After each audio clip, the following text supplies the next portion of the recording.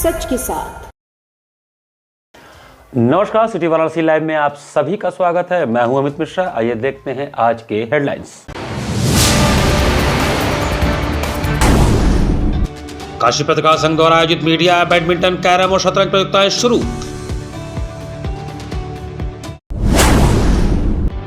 शंकराचार्य के अपमान से सनातन पर चोट, मोदी योगी सरकार पर भड़के प्रदेश कांग्रेस के अध्यक्ष अजय राय। मिर्जापुर से शुरू आम आदमी पार्टी की रोजगार दो, सामाजिक न्याय दो पदयात्रा का वाराणसी में समापन। और अयोध्या में भगवान राम के प्राण प्रतिष्ठा के तीसरे वर्षगांठ पर काशी में जगह जगह हुए धार्मिक अनुष्ठान। और अब समाचार विस्तार से। शंकराचार्य स्वामी अविमुक्तेश्वरानंद सरस्वती के समर्थन में कांग्रेस पार्टी की ओर से पौराणिक कुंड ईश्वरगंगे स्थित गौशाला में विधिवत गौ माता का पूजन किया गया। शंकराचार्य स्वामी अविमुक्तेश्वरानंद सरस्वती जी के समर्थन में कांग्रेस पार्टी की ओर से पौराणिक कुंड ईश्वरगंगी तालाब स्थित गौशाला में विधिवत गौ पूजा का आयोजन किया गया। इस अवसर पर प्रदेश अध्यक्ष अजय राय ने स्वयं गौ पूजा कर यह संदेश दिया कि कांग्रेस पार्टी गौ माता, संत समाज, लोक माता अहिल्याबाई द्वारा संरक्षित धरोहरों और सनातन मूल्यों की रक्षा के लिए पूरी मजबूती से खड़ी है। गौ पूजन के बाद अजय राय ने कहा कि परम पूज्य स्वामी अविमुक्तेश्वरानंद सरस्वती जैसे महान सनातन धर्मगुरु, जिन्होंने जीवन भर समाज को ज्ञान, संस्कार और धर्म का मार्ग सिखाया, आज उनसे यह साबित करने को कहा जा रहा है कि वे शंकराचार्य हैं। यह पूरे सनातन समाज के लिए अत्यंत शर्मनाक स्थिति है। जिन संतों के विचारों से लाखों लोगों को दिशा मिली, उन्हें अपने सम्मान और अस्तित्व की रक्षा के लिए अनशन पर बैठना पड़ रहा है।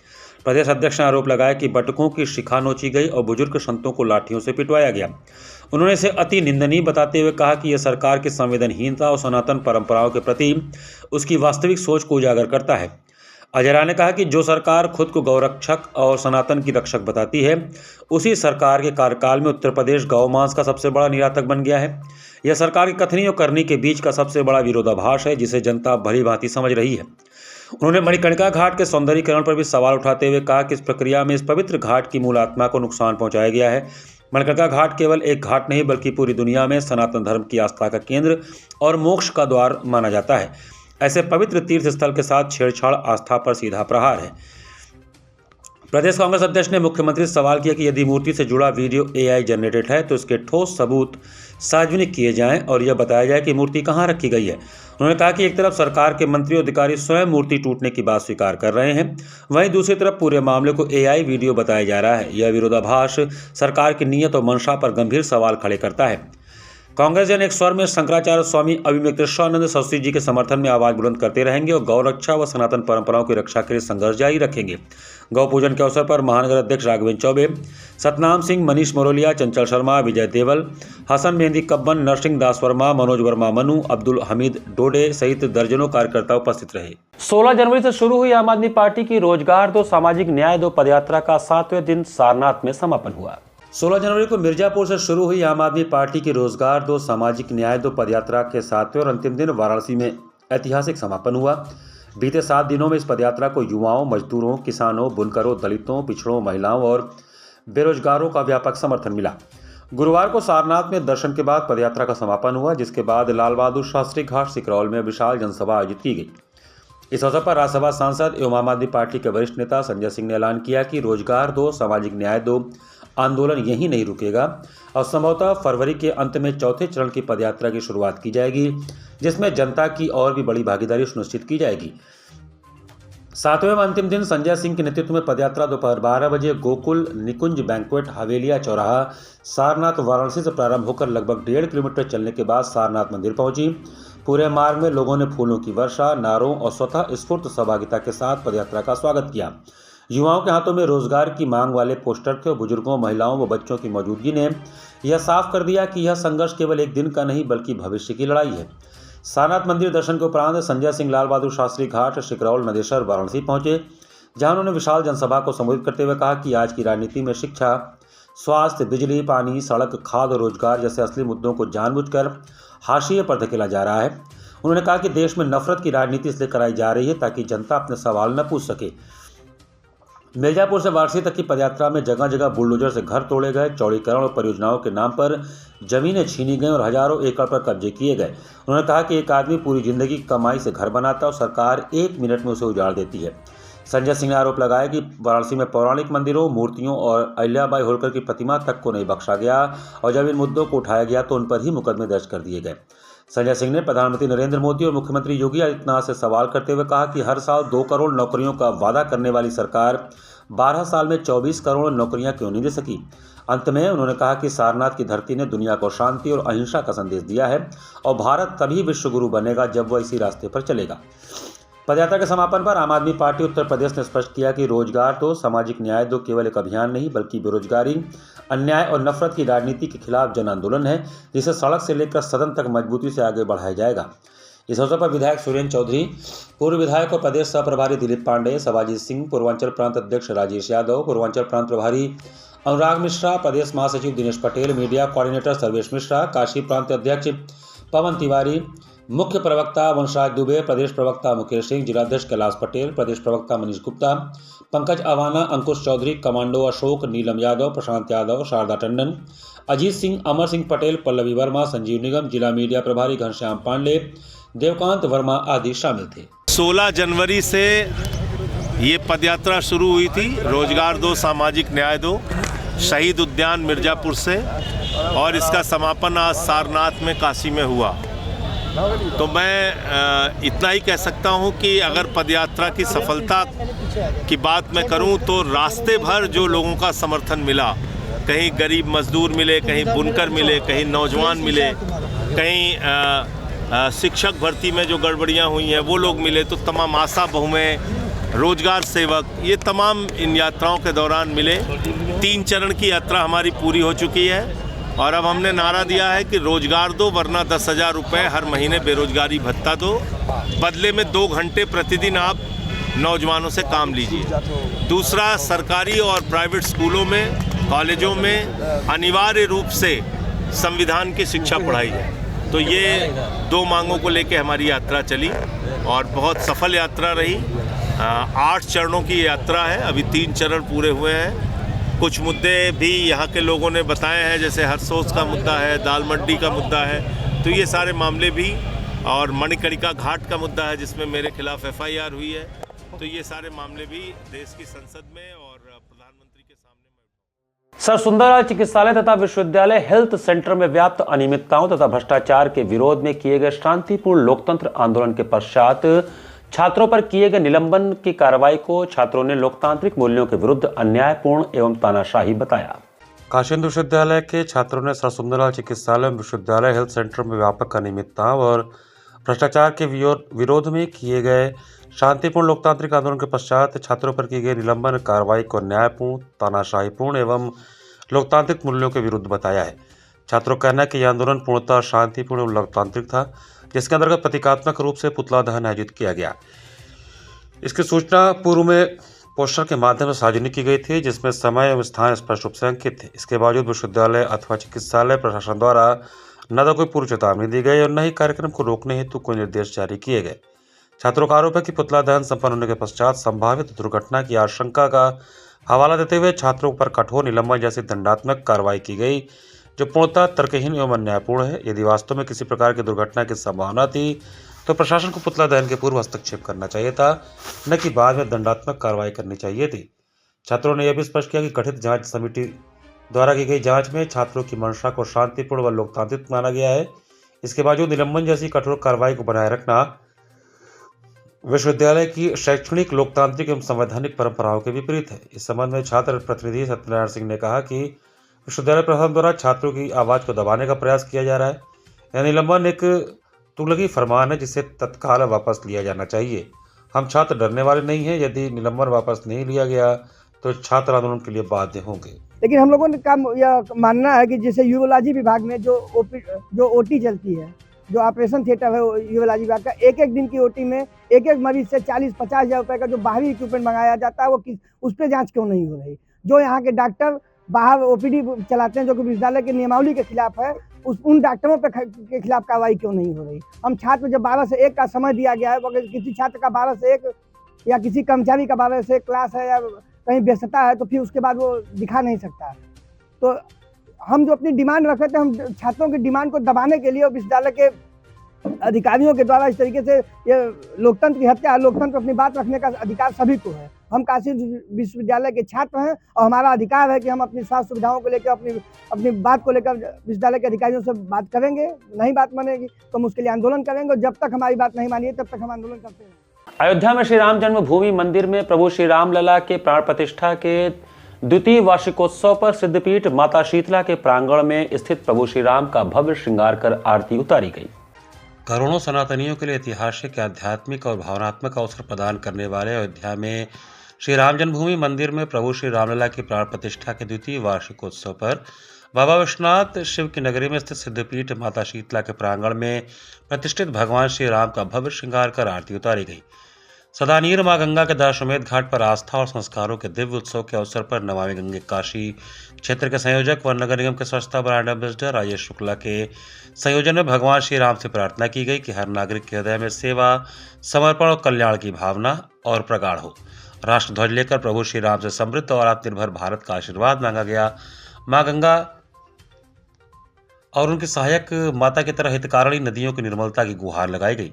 गंगा सेवक राजेश शुक्ला ने कहा कि यह सांस्कृतिक पुनर्जागरण, सामाजिक एकता और राष्ट्र निर्माण के संकल्प का उत्सव है जो हमें मर्यादा पुरुषोत्तम श्री राम के आदर्शों, कर्तव्य, त्याग, सेवा को अपनाने की प्रेरणा देता है। आयोजन प्रमुख रूप से नमामि गंगे काशी क्षेत्र के संयोजक राजेश शुक्ला, राजकुमारी जायसवाल, अर्चना वर्मा, मीना यादव, श्रद्धा वर्मा, रेखा वर्मा, लीलावती निगम, अमन वर्मा, सीता शुक्ला, शकुंतला तिवारी, आर्यन वर्मा सहित श्रद्धालु गण उपस्थित रहे। गंगा की जो सहायक माता की तरह हितकारिणी नदियां हैं वह निर्मल हो, स्वच्छ हो। हम नागरिक संकल्प लें कि हम अपने भारत को निरंतर प्रगति के पथ पर अग्रसरित होते रहेंगे। आज भगवान श्री रामचंद्र जी की प्राण प्रतिष्ठा की द्वितीय वर्षगांठ के अवसर पर यह संकल्प लेने का भी दिन है कि भगवान श्री रामचंद्र जी ने जो समर्पण, त्याग, सेवा की भावना हम सभी को संदेश दिया है वो हम सभी में प्रगाढ़ हो। हम सब मिलकर राष्ट्र के प्रति नतमस्तक हों और अपने भारत राष्ट्र को निरंतर उत्तरोत्तर प्रगति और आर्थिक स्थिति को सुधारने के क्रम में लगे रहें। अयोध्या में भगवान राम के प्राण प्रतिष्ठा के तीसरे वर्षगांठ पर काशी में जगह जगह धार्मिक अनुष्ठान हुए। अयोध्या में भगवान राम के प्राण प्रतिष्ठा के तीसरे वर्षगांठ पर काशी में जगह जगह धार्मिक अनुष्ठान हुए। तीसरी वर्षगांठ के उपलक्ष्य में नगवा स्थित बड़े हनुमान जी मंदिर में संगीत में सुंदरकांड पाठ का आयोजन हुआ। पाठ का शुभारंभ गुरुवार को शाम 4 बजे हनुमान जी के भक्त डॉक्टर सुखदेव त्रिपाठी, आचार्य राम नारायण त्रिपाठी ने विधि विधान से पूजन अर्चन एवं आरती करके किया। इसके पश्चात आचार्य संदीप जी और उनकी भक्त मंडली द्वारा संगीत में सुंदरकांड पाठ का गान किया गया। सुंदरकांड के दोहों एवं चौपाइयों से पूरा मंदिर परिसर गूंज रहा था। डॉक्टर सुखदेव त्रिपाठी ने बताया कि अयोध्या में भगवान रामलला के प्राण प्रतिष्ठित होने की खुशी में हर वर्ष मंदिर परिसर में सुंदरकांड पाठ का आयोजन किया जाता है। सुंदरकांड पाठ के पश्चात ट्रस्ट के सचिव शैलेश त्रिपाठी ने हनुमान जी की विधिवत आरती कर भक्तों में प्रसाद का वितरण किया। इस अवसर पर देवेश त्रिपाठी सहित ट्रस्ट के ट्रस्टी व सदस्य तथा काफी संख्या में भक्तजन उपस्थित थे। आयोजनों के इसी क्रम में चेतगंज क्षेत्र के नया पांडरीबा में श्री बरई सभा काशी के तत्वावधान में चौरसिया समाज की तरफ से अयोध्या में श्री राम मंदिर प्राण प्रतिष्ठा मंदिर धर्म ध्वजा के साथ मंदिर का कार्य पूर्ण होने की खुशी में भव्य उत्सव मनाकर हजारों लोगों ने प्रसाद का वितरण किया गया। कार्यक्रम आयोजक रामजी चौरसिया BLW ने बताया कि अयोध्या में श्री राम मंदिर प्राण प्रतिष्ठा के बाद से प्रभु की कृपा से लगातार यह आयोजन किया जाता है। कार्यक्रम में सुंदरकांड पाठ, भजन कीर्तन कार्यक्रम के साथ साथ भव्य भंडारा करके हजारों लोगों में प्रसाद के प्रभु इच्छा तक वितरण किया गया है। इस कार्यक्रम में चौरसिया समाज के दर्जनों लोगों के साथ ही श्री बरई सभा काशी के महामंत्री कृष्णकांत बबलू, गुरदास चौरसिया, नीरज चौरसिया, विनोद चौरसिया, लक्ष्मी नारायण राजेश, रमेश, बसंत, शैलेंद्र, रामजी चौरसिया आदि उपस्थित थे।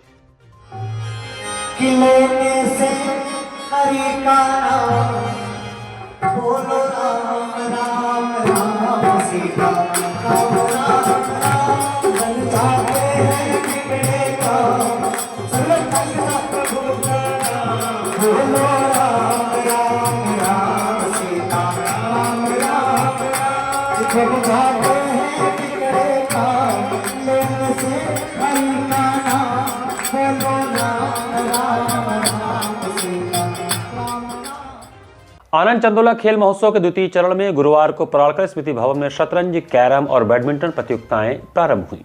आनंद चंदोला खेल महोत्सव का द्वितीय चरण गुरुवार को पराड़कर स्मृति भवन के ईश्वर चंद्र सिन्हा बहुउद्देशीय सभागार में शुरू हुआ। काशी पत्रकार संघ संचालित वाराणसी प्रेस क्लब के तत्वावधान में खेले जा रहे इस प्रतियोगिता में शतरंज में संदीप गुप्ता, शंकर चतुर्वेदी, संतोष चौरसिया और चंदन रूपानी संयुक्त रूप से शीर्ष पर हैं।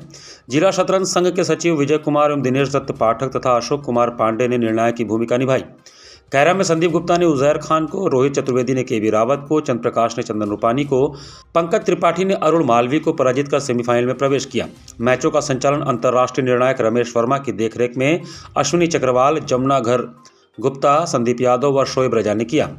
बैडमिंटन में प्रशांत मोहन, चंदन रूपानी, पंकज त्रिपाठी और संदीप गुप्ता ने अंतिम 4 में जगह बनाई।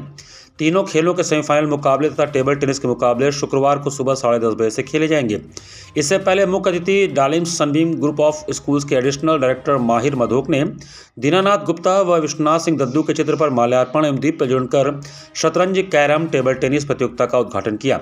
अतिथियों का स्वागत काशी पत्रकार संघ के अध्यक्ष अरुण मिश्रा ने, धन्यवाद प्रेस क्लब के अध्यक्ष चंदन रूपानी ने किया, जबकि संघ के महामंत्री जितेंद्र कुमार श्रीवास्तव, प्रेस क्लब के मंत्री विनय शंकर सिंह और कोषाध्यक्ष संदीप गुप्ता ने बुके और अंगवस्त्र प्रदान किया। संचालन रोहित चतुर्वेदी ने किया।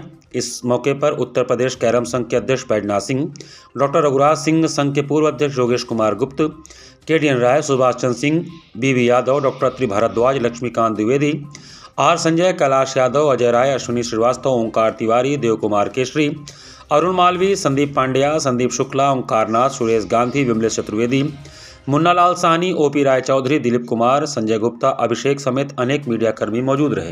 जो किया है वो देख के मुझे बहुत अच्छा लग रहा है और मैं चाहूँगा अगली बार अगर हम लोग इस टाइप का करें तो हम लोग अपने स्कूल्स को भी इसमें एसोसिएट करें। हमारे स्कूल के बच्चे भी इसमें हैं, स्कूल के बच्चे, स्कूल के टीचर्स भी, क्योंकि जैसे सर बता रहे थे कि जो मीडिया जर्नलिज्म एक ऐसा काम है जो हमेशा 24 घंटे आप हमेशा कुछ ना कुछ सोचते रहते हैं, कुछ ना कुछ देखते रहते हैं, बाहर कैसा चल रहा है आपके शहर में, आप पूरे टाइम देखते रहते हैं कि क्योंकि हम लोग 4th पिलर ऑफ डेमोक्रेसी है जितने जर्नलिस्ट लोग होते हैं, तो उसको मेंटेन करना और हमेशा से बिजी रहना, उसके बाद ऐसे इतने अच्छे खेल को बढ़ावा देना बहुत बड़ी बात है। सामाजिक संस्था नई सुबह एक उम्मीद द्वारा बसंत पंचमी की पूर्व संध्या पर सराय सुरजन वार्ड में महिलाओं को सशक्त तथा आत्मनिर्भर बनाने हेतु 2 दिवसीय कार्यक्रम का आयोजन हुआ। बसंत पंचमी की पूर्व संध्या पर नई सुबह एक उम्मीद सामाजिक संस्था ने सराय सृजन वार्ड में स्थित बस्ती की महिलाओं को सशक्त तथा आत्मनिर्भर बनाने हेतु 2 दिवसीय कार्यक्रम का आयोजन किया। इस कार्यक्रम का उद्देश्य महिलाओं को रोजगार के प्रति जागरूक करना, उन्हें रोजगार देकर आत्मनिर्भर बनाना था।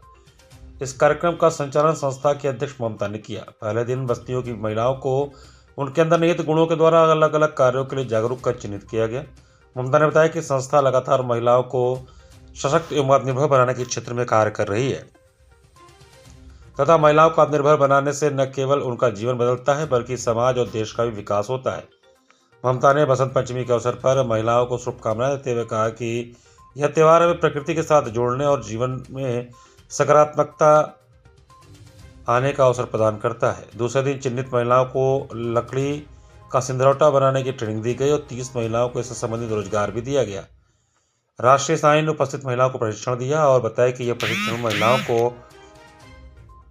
आत्मनिर्भर बनाने में मदद करेगा। उन्होंने कहा कि महिलाओं को अपने पैरों पर खड़े होने के लिए प्रशिक्षण और रोजगार की आवश्यकता होती है। इस कार्यक्रम को सफल बनाने में संस्था के मंगलेश्वर प्रसाद, राष्ट्रीय सानी, किरण देवी, अजर बीबी, रेशमा देवी ने अपना महत्वपूर्ण योगदान दिया। प्रशिक्षण के अंतर्गत निशा देवी, नेहा देवी, रेखा देवी, सुषमा देवी, जैनब खातून, पूजा, लक्ष्मी कुमारी, मौसम सोनकर, नीलम आदि महिलाओं को प्रशिक्षण दिया गया। इनको एक कह सकते हैं कि उपहार स्वरूप इनको रोजगार भी दिया जा रहा है ताकि अपनी आर्थिक स्थिति में ये अच्छा कर पाएं, उसको सुधार सके और आत्मनिर्भर भी बन सके और सशक्त होकर के हमारे भारत के विकास में भी अपना योगदान दे सके। तो इन्हीं सारे उद्देश्यों से यहाँ पे 2 दिन का प्रशिक्षण किया गया जिसमें इनको ट्रेनिंग दी गई इसको बनाने की और ये लोग बना करके और इससे 4 पैसे भी कमाएंगे और अपने घर की स्थिति को भी सुधार करके समाज में अपनी एक पहचान बनाएंगे। भारत हिंदू परिषद के राष्ट्रीय अध्यक्ष ने प्रेस वार्ता कर बनारस का ठीक ढंग से विकास करने की सरकार से मांग की। भारत हिंदू परिषद के राष्ट्रीय अध्यक्ष ने प्रेस वार्ता कर सरकार से मांग किया कि बनारस का विकास ठीक ढंग से नहीं हो पा रहा है। दशाश्वमेध घाट पर नाविक अपने नाव को लगातार रखते हैं, पब्लिक से झगड़ा करते हैं, उनके लिए उचित व्यवस्था करें और नंबर से नाव लगाने की व्यवस्था करें और घाट का विकास करें। मां मृत्युंजय मंदिर के सामने गली का चौड़ा किया जाए और दुकानों को तोड़कर उनको अन्य जगह विस्थापित किया जाए। उसी तरह संकटमोचन मंदिर ट्रस्ट का है, उसे अपने अधीन लेकर उसका विकास करें। विश्वनाथ मंदिर के चारों तरफ 1000 मीटर खाली करा दिया जाए। लोटिया से विश्वनाथ मंदिर तक रोड को चौड़ा किया जाए 15-15 फीट तक। सभी अनाधिकृत निर्माण करने वाले व्यक्तियों के विरुद्ध कड़ी कार्रवाई करें और उस क्षेत्र के सक्षम अधिकारी के खिलाफ कार्रवाई किया जाए। इस बार भी सफेद हाथी है और जितने भी आयोग है सब सफेद हाथी की तरह कार्य कर रहे हैं। और मॉर्निंग में जो ये लोग आते हैं तो ये जो इनका आना जो है ये पूरे पब्लिक को ये नुकसान पहुंचाता है। ये अगर आए तो 3 बजे से रात्रि को 5 बजे के बीच में आए और दर्शन करके पूजा करके जाए। इनको दिखाने की क्या जरूरत है, कितना पब्लिक परेशान रहती है, कितना भीड़ है, कितना यहाँ पे जो है संकट लोगों को सामना करना पड़ रहा। और लोहटिया से और जो विश्वनाथ मंदिर से का 1000 चारों तरफ से 1-1000 जो है गज या मीटर जो है वो खाली करा दिया, तोड़वा दिया जाए। GST देखा जाए और इनकम टैक्स देखा जाए दुकानदारों का, ये कितना GST देता है, कितना इनकम टैक्स देता है। फिर यहाँ से विश्वनाथ मंदिर से लोहटिया होते हुए और स्टेशन तक पूरा जो है जगह खाली करा जाए। हो सके तो यहाँ ट्राम चलाया जाए। ट्राम चलने से जो है फ़ायदा होगा, क्योंकि ये असफल रहे। इन्होंने बोला था क्वेटा बनाएंगे और क्वेटा बना नहीं पाए। उस समय मैंने घाट संध्या कार्यक्रम में कोलकाता से आई आयशा मंडल ने भरतनाट्यम का मनोहारी प्रदर्शन किया। जिला प्रशासन के अभिनव पहल पर बुधवार को सुबह बनास के अंतर्गत घाट संध्या कार्यक्रम में कोलकाता से पधारी युवा कलाकार आयशा मंडल ने दक्षिण भारत के तमिल राज्य की प्रसिद्ध नृत्य विधा भरतनाट्यम का शुभारंभ श्री विघ्नेश्वर तत्पश्चात सरस्वती श्लोकम एवं समापन पारस तिल्लाना से किया। कलाकार ने पद लय ताल और अंग संचालन तथा भावपूर्ण मुद्राओं के माध्यम से मुक्ताकाशी घाट संध्या के मंच पर उपस्थित श्रोताओं के हृदय को भाव विभोर किया। कलाकार को प्रमाण पत्र सुजीत ठाकुर ने प्रदान किया। कार्यक्रम का संयोजन सुबह बनास सचिव संस्थापक डॉक्टर रत्नेश वर्मा ने किया। कार्यक्रम का सफल संचालन डॉक्टर प्रेम नारायण सिंह ने किया। इस अवसर पर भारी संख्या में दर्शकगण उपस्थित रहे।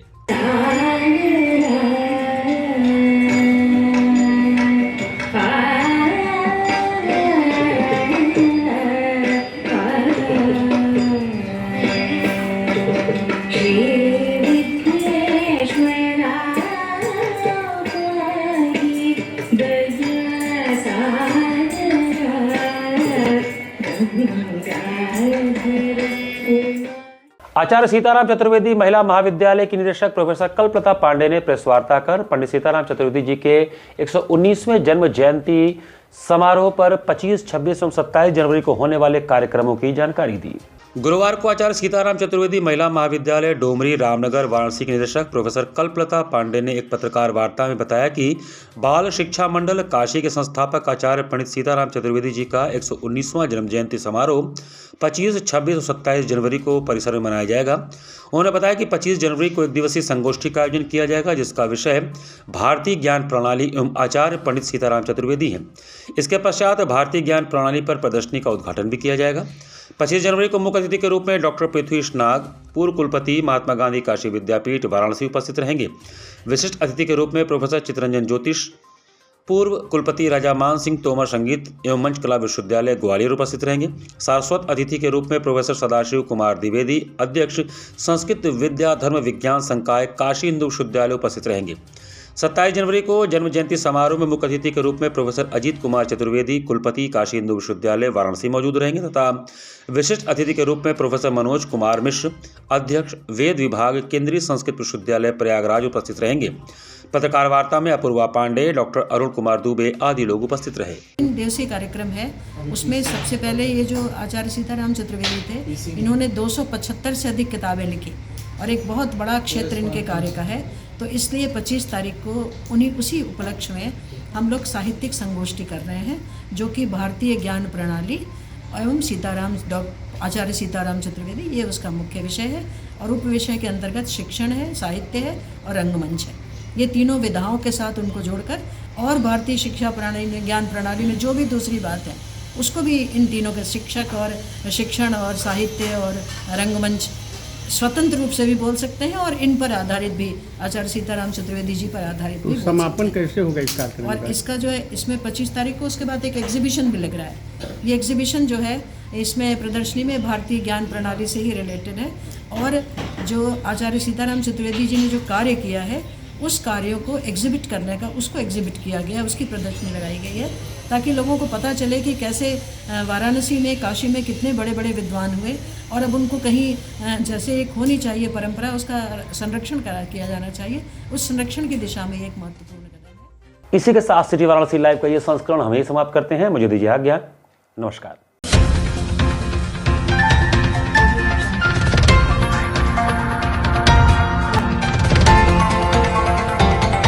वाराणसी लाइव, सच के साथ।